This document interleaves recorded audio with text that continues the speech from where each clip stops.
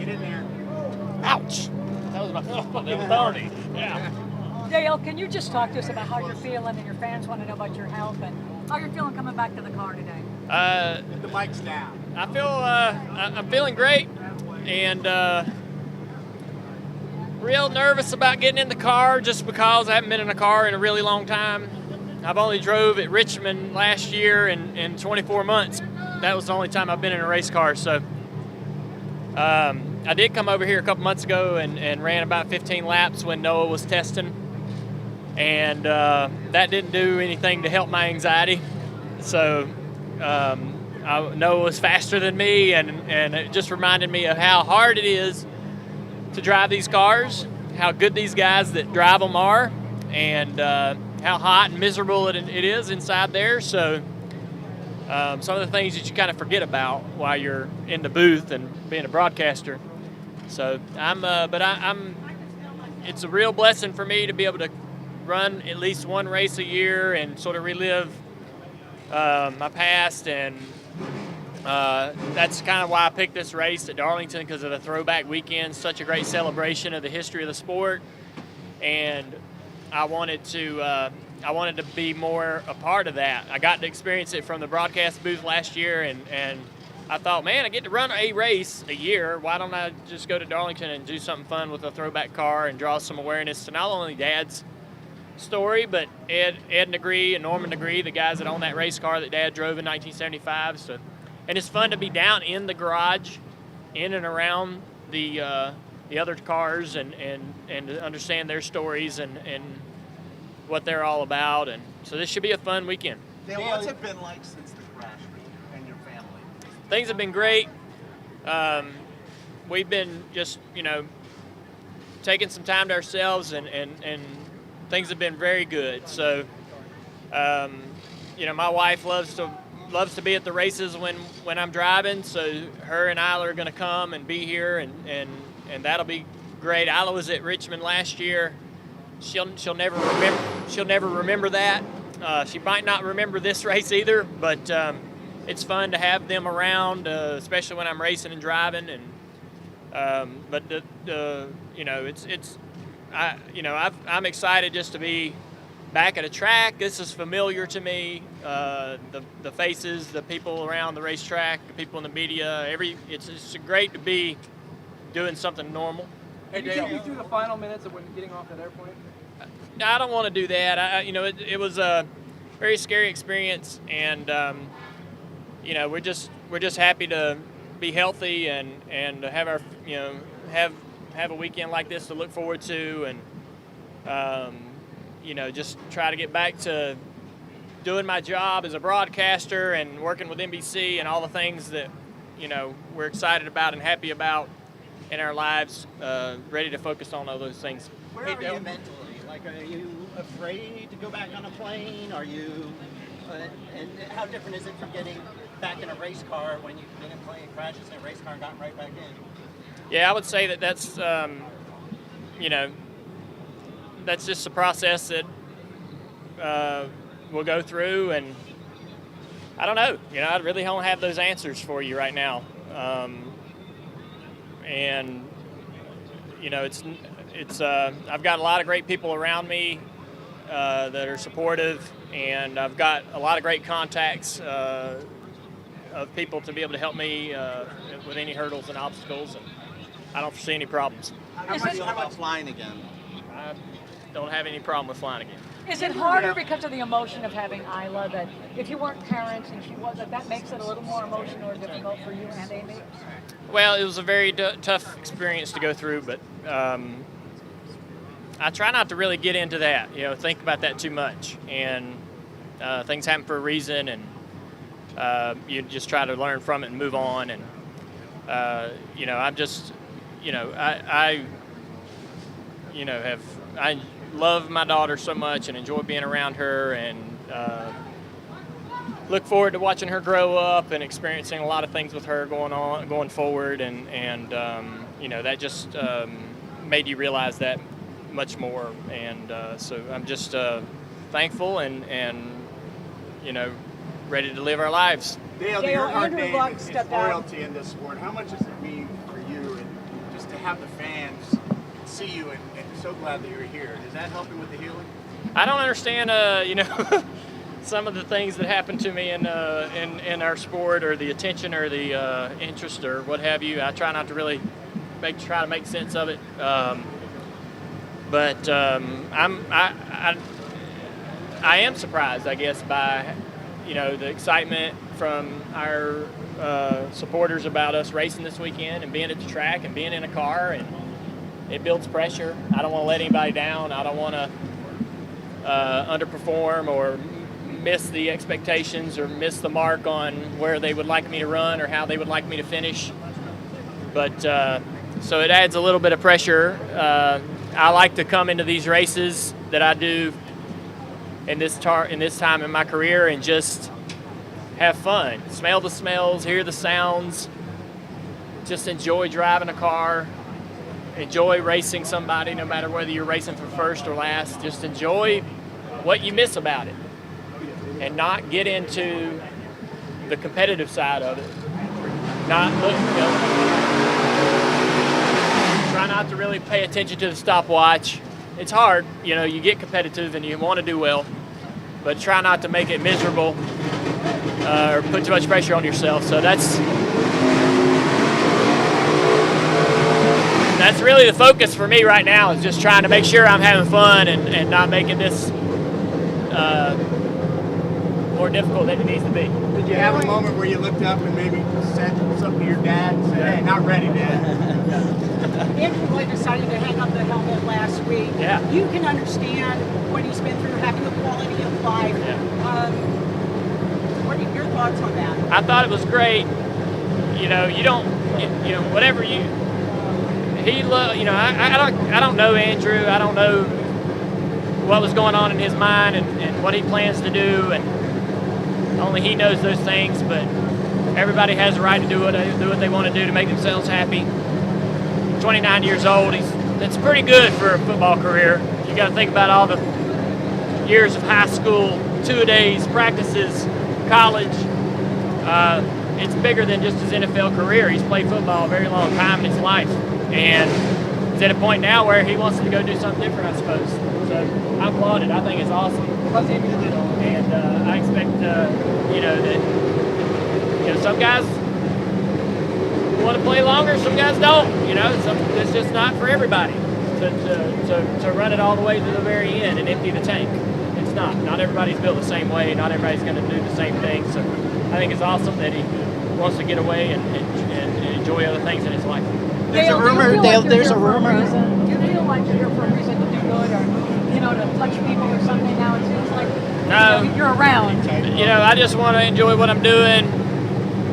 Enjoy my time here at the racetrack driving, and enjoy what's going on in my future. Get back to work and get back to broadcasting and having fun with Tart, Jeff, and Rick, and we've just got such a great thing going, and it's such a special time in my life, and with Isla growing up, and my wife, and just being around my family. So I'm just trying to enjoy all those things. How's Amy doing with all this? You kicked the word out. Is that not? Yeah. I don't want to get into all of that, and there's an investigation going on, and I just want to wait on that all to play itself out. Dale, what's this experience kind of made you think about? Obviously, things like that can give people pause. How has this impacted you? A lot of things in your life that you go through help you sort of order your priorities. Reminds you sometimes, I guess, of what's important, what's not so important. And unfortunately, you don't want to go through situations like that, but there's certainly some positives that come out of it. How's Amy such as? Just, organizing your priorities and such, and just, remembering what matters, and like your family and friends and things like that. Are you really that mentally tough? Because it's admirable to the rest of us who saw, Well, I think that it's just being in a race car. We go out there on the racetrack and crash into the wall and flip upside down, and the first thing you think of is, how good is the backup car, And why did that happen? How can we stop the next car from doing that? We don't, I think the repetition of doing that all my life has insulated me from some of the typical emotions and reactions that you might have in a situation like that. It's different with your family. More opportunities. It's different. It's not just you in the plane, it's your family. Yeah. Yeah. Daily, you look for more opportunities to race Yeah. this weekend. Yeah.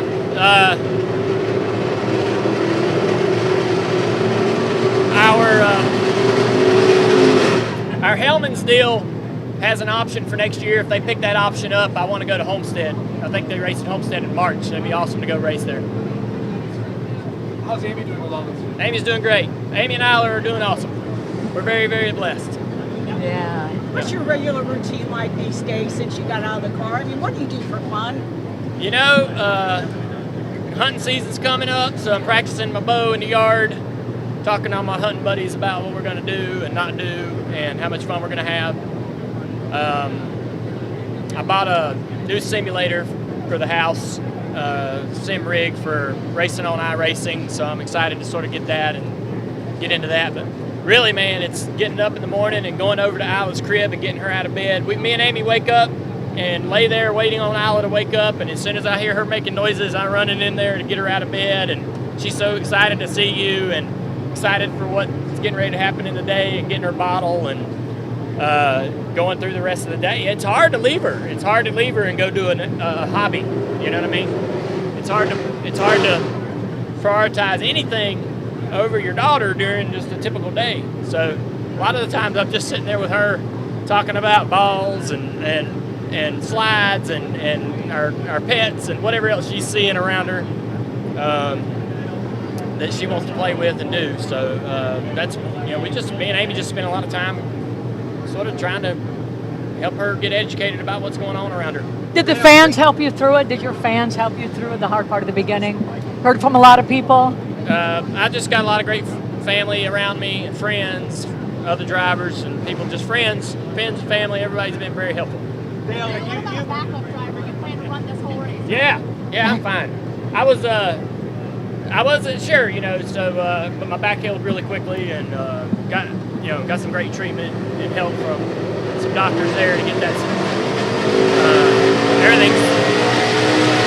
I drove a two-seater yesterday for an hour and a half. Didn't have one issue with any soreness back there, and that seat's not even my seat. So this seat should be formed to me and very comfortable, and should be no problem. Dale, you've used the word blessed, Dale. You've used the word blessed a number of times here in this conversation. Is that your general feeling after all this? Is that you feel blessed? Oh yeah, just very lucky, very thankful that we're able to carry on and just plan the rest of our lives and just feel very lucky, of course. I mean, without a doubt. That's hard to it's hard to overstate that, right? Dale, how about your team at NBC? How have they helped you? My team at NBC was very helpful. They allowed me to stay out of work in Bristol and be with my family, which was helpful. And they've always been first class, and anything we've ever done, they've just always been amazing and very understanding people.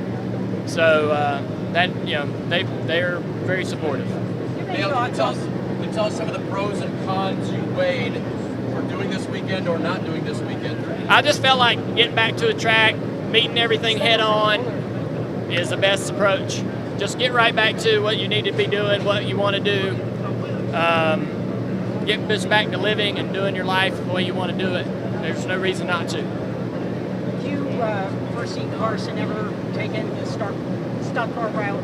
I don't know what's going to happen with hers. She's sitting in there in those running those dirt cars, having a lot of fun, and maybe that's where she stays. That's really up to her. Do you have to get back on the horse? Did somebody tell you, hey, get back on an airplane, jump right back in there, you can do it? Without a doubt, that's the best advice, I think, for me. Not for everybody, everybody's different, but for me, I think it's just to get right back to it. Yeah. Did you ever consider not running this weekend? Well, if my back hurt so bad I couldn't, I probably wouldn't be able to, but as long as my back swelling and all that went down, it was going to be fine. Dale, what about the concussions you've had in the past with the plane crash accident? There's no issues. Zero. You've been to a neurologist? Yeah. Yes. I've been checked out pretty hardcore. Yeah. So are you in a good place? Yeah. I'm great. How can somebody who was in a plane crash and you see that video be great 2 weeks later?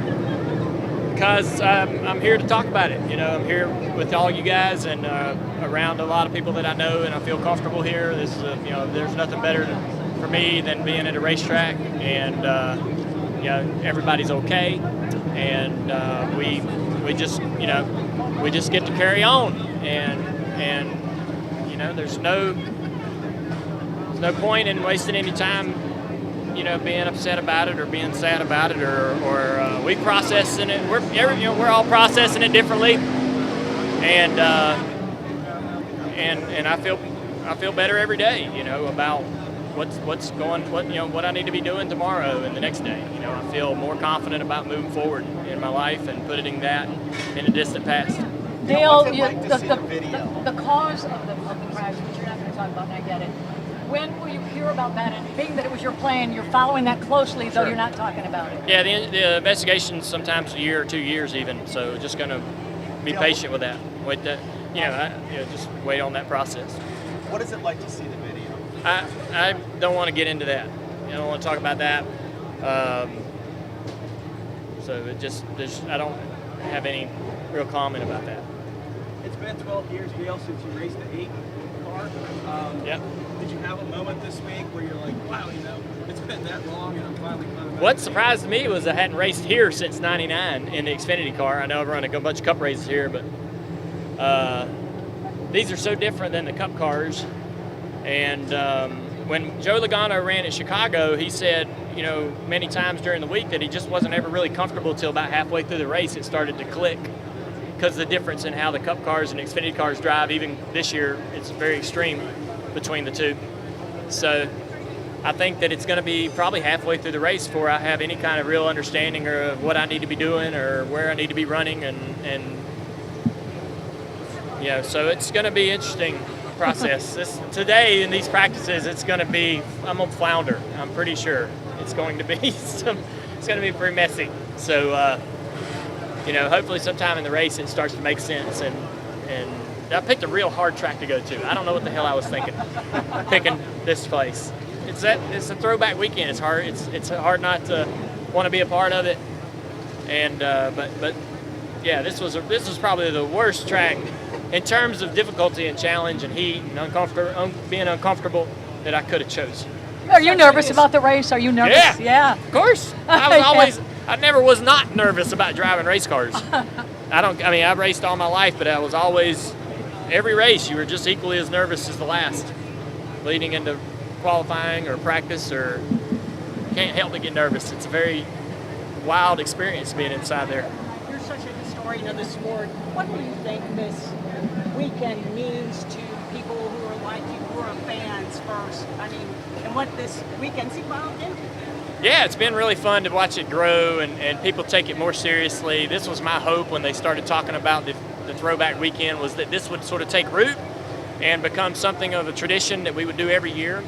And that seems to be what's going on. And the best thing about it is, I think what's really important is that the teams embrace it.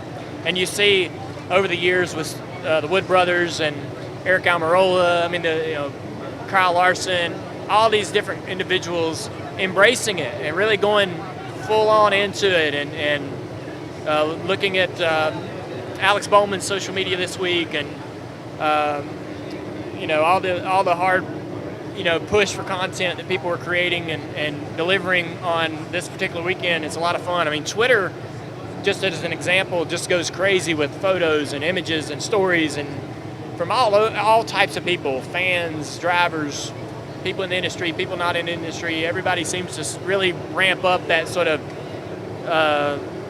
bit of nostalgia, and it's a great experience for me every single day.